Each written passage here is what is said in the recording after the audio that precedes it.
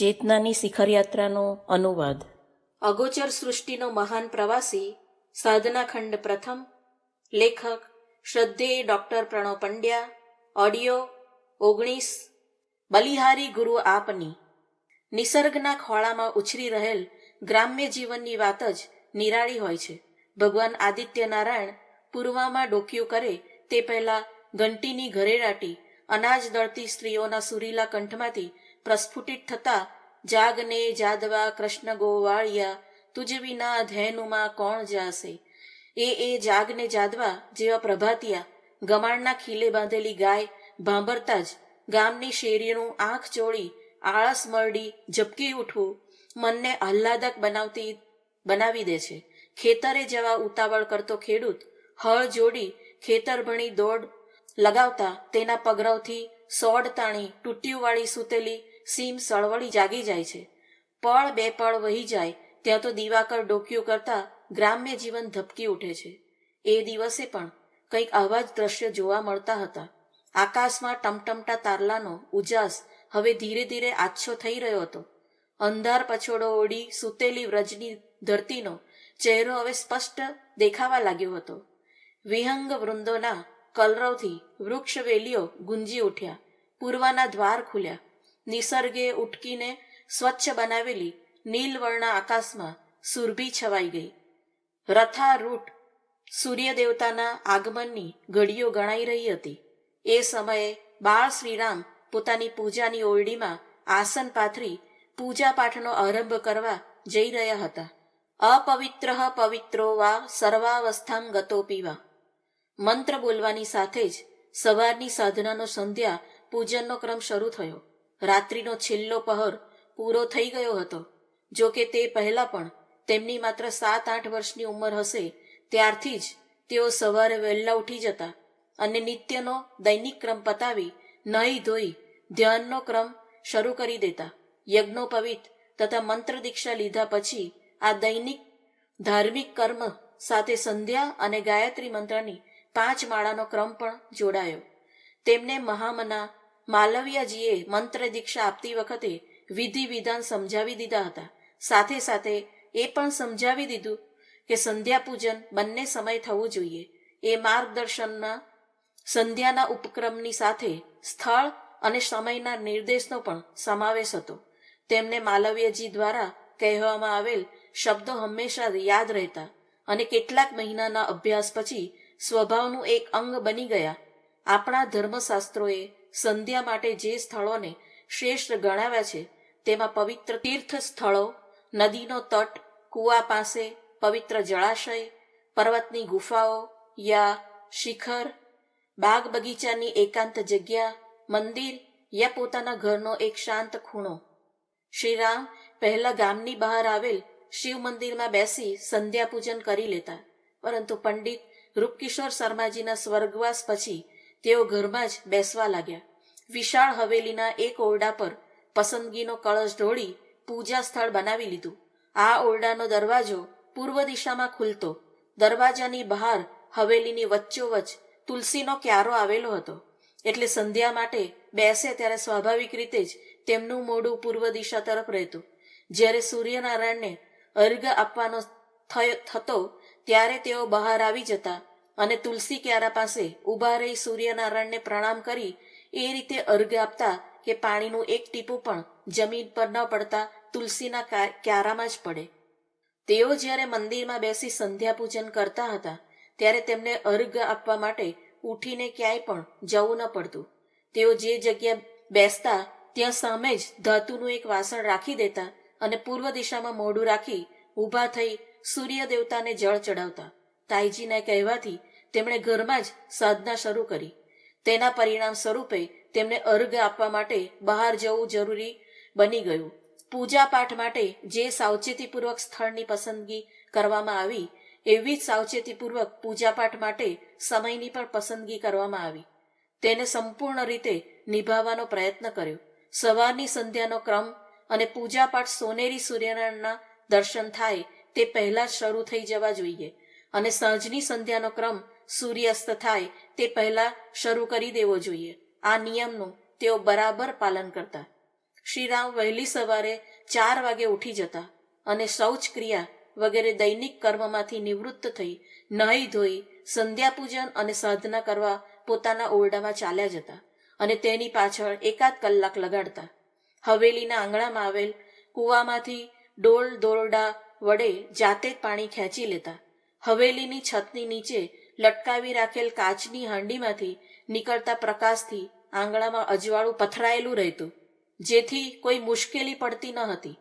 જોકે હવેલીમાં રહેતા બધા જ લોકો વહેલા જાગી જતા, છતાં પણ શ્રીરામ એ વાતનું જરૂર ધ્યાન રાખતા કે પાણી ખેંચતા, ડોલ જમીન પર મૂકતા અથવા નહાતી વખતે પાણી ઢોળાવાના કારણે કોઈ અવાજ ન થાય. ચૂપચાપ સ્નાન કરી નિવૃત્ત થઈ જતા ઘરના લોકોને જરા જેટલો અવાજનો પણ અનુભવ ન થતો. સમયની દ્રષ્ટિએ તેમની સંધ્યાનો ક્રમ લગભગ 40 મિનિટમાં પૂરો થઈ જતો, પરંતુ એ સમય દરમિયાન તેમની તન્મયતા બરાબર જળવાઈ રહેતી. ગાયત્રી મંત્રની એક માળા અને સૂર્યોદય સમયના સોનેરી પ્રકાશનું ધ્યાન કરવા પાછળ 6 મિનિટનો સમય લાગતો. બરાબર એકાગ્ર થવામાં બીજી 4 મિનિટ લાગતી. આવી સ્થિતિમાં સમયની ગણતરીમાં થોડી ભૂલ થઈ જવાની સંભાવના રહેતી. ગાયત્રી મંત્રની દીક્ષા લીધા બાદ શ્રીરામ હવે સવારે 5 માળા અને સાંજના સમયે 2 માળા કરવા લાગ્યા. તેમનામાં એટલી બધી તન્મયતા જળવાઈ રહેતી કે તેમાં ભૂલચૂક થઈ જવાની કોઈ સંભાવના જ ન રહેતી. સવાર સાંજની સંધ્યા પાછળ કુલ્લે એકાદ કલાકનો સમય લાગી જતો. જપ બાદ ધ્યાન કરવાનું શરૂ કરી દેતા. સંવત 1983ની વસંત પંચમીના તહેવારનો એ દિવસ હતો. અંગ્રેજી તારીખ અનુસાર 1926ની 18 જાન્યુઆરીનો દિવસ હતો. ત્યારે શ્રીરામની ઉંમર લગભગ 15 વર્ષની હશે. તેઓ નિત્યના પૂજાપાઠ તથા સંધ્યાવંદનના ક્રમને ન્યાય આપતા પોતાની સાધનામાં લીન હતા. ઓરડામાં ચોમેર નીરવ શાંતિ પથરાયેલી હતી. ઘીના દીપકની જ્યોતના પ્રકાશથી આખા ઓરડામાં અજવાળું પથરાયેલું હતું. સુખાસનમાં બેસી માળા કરી રહેલ શ્રીરામના માત્ર હોઠ હાલી રહ્યા હતા. મોઢામાંથી કોઈ પણ પ્રકારનો અવાજ આવી રહ્યો ન હતો, અર્થાત ઓરડામાં મૌન છવાયેલું હતું. મૌન જાપની સ્થિતિમાં હોઠ તો હાલતા હોય છે અને મોઢાની અંદર રહેલી સ્વરપેટીમાં પણ સ્ફુરણ થતું રહે છે, પરંતુ અવાજ થતો નથી. મોઢું બંધ રાખી માનસિક જપ કરવામાં વધુ સમય લાગે છે અને ભૂલ પડવાની પણ શંકા રહે છે. એટલા માટે જ માલવીયાજીએ મૌન જપને વધુ પ્રાથમિકતા આપી હતી અને જપની સાથે ઉગતા સોનેરી સવિતા દેવતાનું ધ્યાન બંધ આંખો વડે જ્યાં માત્ર ભ્રુકુટી આવેલી છે, ત્યાં જે ક્ષિતિજ દેખાઈ રહી છે એ જ જગ્યાએ ઉદયાંચલ આવેલ છે. ભ્રુકુટીની વચ્ચે આકૃતિ પણ કંઈક એવી બને છે જાણે પર્વતોના 2 ગોળાર્ધ પરસ્પર ભેટી રહ્યા હોય અને તેના સંધિ સ્થળે નવા પ્રકાશનો ઉદય થઈ રહ્યો હોય. ઉદય પામી રહેલ પ્રકાશના સમયે ચૈતન્ય જગતમાં સોનેરી ઉજાસ ફેલાવા લાગ્યો. એવો આભાસ થઈ રહ્યો હતો કે પ્રકાશની ચાદર ફેલાઈ રહી છે. પોતાનું શરીર નિસર્ગના વિસ્તારથી અભિભૂત થઈ રહ્યું છે. શરીર, મન, બુદ્ધિ, ચિત્ત અને એનાથી આગળ આત્માના જેટલા પણ લોક હોઈ શકે તે સૌમાં એ પ્રકાશ વડે આત્મા વિસ્તાર પામી રહ્યો છે. સવાર થતાં જ જેવી રીતે રાતની ઊંઘ પોતાની જાતે જ વિરક્ત થવા લાગે છે, બરાબર એ જ રીતે ચેતનામાં છવાયેલ કાળાશ દૂર થઈ રહી છે અને નવો ઉત્સાહ ઉમટી રહ્યો છે. સવારની તાજગી શરીરના કણે કણમાં, રોમે રોમમાં ફેલાઈ રહી છે. સોનેરી પ્રકાશનું ધ્યાન કરતા આ અનુભૂતિ પ્રગાઢ બનતી ગઈ. આગળની પંક્તિઓમાં જે ક્ષણે બનેલી ઘટનાનો ઉલ્લેખ કરવામાં આવી રહ્યો છે એ ક્ષણે જપ અને ધ્યાનની સ્થિતિ ચાલી રહી હતી કે કેમ એ કહેવું મુશ્કેલ છે, પરંતુ જે પ્રકારનો ઉલ્લેખ વાંચવા મળે છે એમાં એ સ્થિતિ મનોમય કોષની જ હોય એમ કહી શકાય. આ સ્થિતિ ચિત્ત સંકલ્પ વિકલ્પથી મુક્ત બની જાય છે. યોગ શાસ્ત્રોમાં નિર્વાત નિષ્કંપ દીપશિખા કહેતા એવા ચિત્તનું વર્ણન કર્યું છે જેવી રીતે હવા રહિત જગ્યાએ સળગતા દીવાની જ્યોત કાંપતી નથી, બરાબર એ જ રીતે હંમેશા કાંપતું ડોલતું રહેનાર ચિત્ત પણ કામના તથા વાસનાના વેગોના અભાવે સ્થિર થઈ જાય છે. કેટલાક યોગીઓના કથન અનુસાર આ ધ્યાનમાં ઊંડા ઉતરવાની અને સમાધિ નજીક પહોંચી જવાની સ્થિતિ છે. પ્રકાશ શરીરનું અવતરણ. શ્રીરામ પોતાના આસન પર બેસી સમાધિની સ્થિતિમાં લીન હતા. એ સ્થિતિમાંથી પસાર થતા જપના અંતિમ સોપાન સુધી પહોંચે છે. જપ પૂરા થતાં જ સવિતા દેવતાના ચરણોમાં જપ સમર્પિત કરી હાથ જોડી બેઠા જ હતા ત્યાં જ ઓરડામાં અચાનક વીજળી જેવો ઝબકારો થયો. આંખને આંજી દેનાર પ્રકાશથી ઓરડાના ચારેય ખૂણા ભરાઈ ગયા. વીજળીનો ઝબકાર થયા બાદ તરત જ પ્રકાશ લુપ્ત થઈ જાય છે, પરંતુ અહીં એ પ્રકાશ હજી સ્થિર જ હતો. કોઈ અજાણી સુગંધથી આખો ઓરડો મગમગી રહ્યો હતો. આ પ્રકાશ ચળકાટયુક્ત હતો, છતાં પણ તેનો ઉજાસ શાંત તથા શીતળ બની ગયો. સૂર્યના સોનેરી પ્રકાશ સમાન અને ચંદ્રમાની ચાંદની જેવો શીતળ શાંત. જે સમયે વીજ જેવો ઝબકાર થયો હતો એ સમયે ઓરડામાં જાણે હજારો સૂર્યો એકી સાથે ઝળહળી ઉઠ્યા ન હોય એવું દ્રશ્ય ખડું થયું હતું.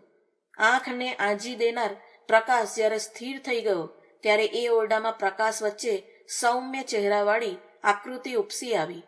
લાંબી લાંબી જટા, શરીર અત્યંત કૃશ પરંતુ દૈદીપ્યમાન હતું. એક ક્ષીણ જરૂર દેખાતું હતું, પરંતુ એ સ્વરૂપમાં તેજસ્વીતાના બળનો સંપૂર્ણ સમાવેશ હતો. એ કૃશ કાયા જાણે સંપૂર્ણ રીતે પોલાદની બનેલી હોય એમ લાગતું હતું અને આકૃતિ દિગંબર સંન્યાસી સમાન હતી. તેમની આસપાસ તેજોવલય છવાયેલું હતું અને શરીર ક્યાંક બરફની ચાદર વડે ઢંકાયેલું હોય એવો આભાસ થઈ રહ્યો હતો. સાધક શ્રીરામ એ સૌમ્ય આકૃતિને નિહાળી હર્ષકેલા બની ગયા. મનમાં અભયદાનનો ભાવ પ્રગટ્યો. ક્ષણભર પહેલા તેમના મનમાં જે ભય વ્યાપેલો હતો એ અલોપ થઈ ગયો.